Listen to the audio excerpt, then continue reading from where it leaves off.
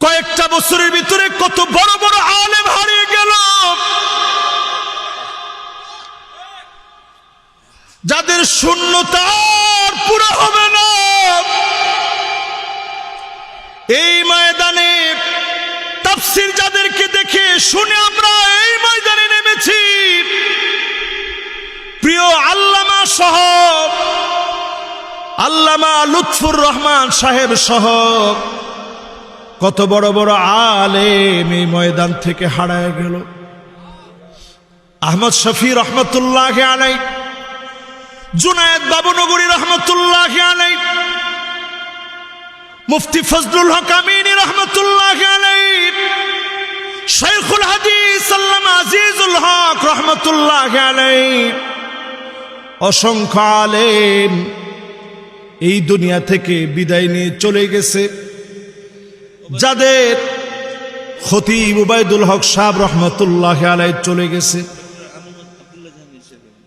উনি যে মানুষটার নাম নিলেন আব্দুল্লাহ জাহাঙ্গীর আলাইহির রহমা, চিন্তা করেন উনার একটা কথা আপনাদেরকে ছোট্ট করে শেয়ার করি। একদিন উনি আমার সাথে একটা টেলিভিশনে দেখা হয়েছে। আমি তো ওনার ছেলের সমান। উনি আমারে বললেন যে কোথা থেকে পড়াশোনা করছেন, কেমন আছেন, হাসি দিয়ে এত বিনয় নিয়ে কথা বলছে। বলে আমারে বলতেছে, মাওলানা আমার বড় শখ, আলেমদেরকে মানুষ এত ভালোবাসে, আমার বড় শখ যদি আলেমরা যদি একটু এই কথাটাও ঐক্যবদ্ধ হয়ে বলতে পারত, এই কথাটাও যদি আলেমরা এক হয়ে বলতে পারত যে ফজরের নামাজ 2 রাকাত, জোহরের নামাজ 4 রাকাত, আসরের নামাজ 4 রাকাত, মাগরিবের নামাজ 3 রাকাত, এশার নামাজ 4 রাকাত, এটা পড়েন, সুন্নাহগুলা পড়ুন। এই ক্ষেত্রে আমরা সব আলেম একমত, কোন দল বুঝি না, মত বুঝি না, টুপি বুঝি না, সব মত। এই ক্ষেত্রে সব আলেম একমত। মসজিদে আসেন, নামাজটা পড়েন। এইটাও যদি আমরা আলেমরা শুধু এক হয়ে এক কণ্ঠে বলতে পারতাম, এদেশের মানুষ বড় খুশি হয়ে যেত, ঠিক কিনা বলে? এটা উনি বলতেছে, আমার বলতেছে মাওলানা আলেমরা এক হইলে সাধারণ মানুষ বড় খুশি হয়। আপনারা দেখবেন এই গত 2 দিন আগে মাওলানা আলী হাসান ওসামা, মাওলানা মাহমুদুল হাসান গুনবি এবং মুফতি আমির হামজা সহ একটা ছবি পোস্ট করছে, আপনারা দেখছেন না?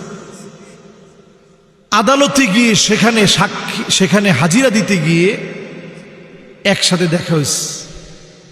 হাজিরা দিতে গিয়ে জুলুমের শিকার হওয়ার পরে একই বেঞ্চে 3 জন আলেম যখন বসছে, এতদিনের কাদা সুরাসুরি, বিভিন্ন বাগ বিতান্ডা, বিতর্ক, একজন আরেকজনের ব্যাপারে বলা, সব ভুলে গিয়ে একে একাকার হয়ে গেছে। জোরে কোন আল্লাহু আকবার। সারা দেশের মানুষ এটা ফেসবুকে দিস। আলেম এক হলে পরে মানুষের দিলে বড় আনন্দ লাগে, মহাব্বত লাগে। এই জন্যই তো আপনি ফেসবুকে দিয়েছেন, ছবির উপর লিখছেন, যাহারে যদি আলেম এক হয়ে যেত, আজকে যদি আমরা এক হয়ে যেতে পারতাম, আল ইত্তিহাদ ইয়াকুল কিল্লা ওয়াল ইখতিলাফ ইউযিফুল কাসরা। জালেমের শক্তি যত শক্তিশালী হোক না কেন, আলেম এক হয়ে গেলে চূর্ণ বিচূর্ণ হয়ে আল্লাহর জমিনের দিন কায়েম হয়ে যেত, ঠিক কিনা বলে?